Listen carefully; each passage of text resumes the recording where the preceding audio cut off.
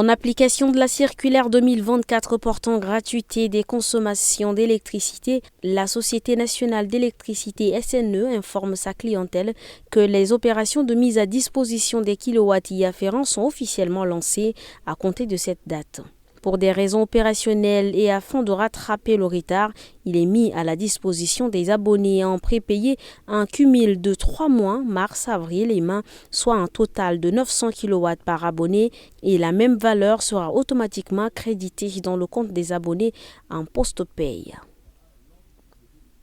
Le ministre tchadien des Armées Dago Yacoub a été reçu mardi à Niamey par le premier ministre nigérien Ali Mohamed Lamine Zein pour faire un tour d'horizon de la sécurité frontalière, a-t-on appris de sources officielles. Nous sommes venus faire un tour d'horizon sur ce qui concerne la sécurité de nos frontières, a déclaré M. Yacoub à la presse à l'issue de son audience en présence du ministre nigérien de la Défense nationale, le général Salif Modi. Il a également rappelé qu'après le décès du maréchal Idriss Déby Itno, nous avons fait une transition sans problème de 3 ans et nous sommes parvenus à la fin de cette transition avec des élections démocratiques.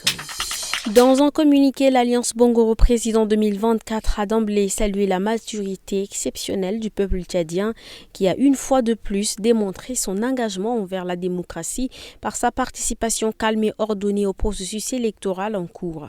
Cependant, l'Alliance se dit préoccupée par des agissements inquiétants de certaines entités politiques qui, contrairement à l'esprit de fair play et de l'égalité, se sont livrées à des actes de violation manifeste de la loi électorale. Ces comportements incluant la publication des documents fallacieux et la diffusion des résultats prématurés sont non seulement contraires à l'éthique, mais sapent la confiance dans notre système démocratique, estime le communiqué.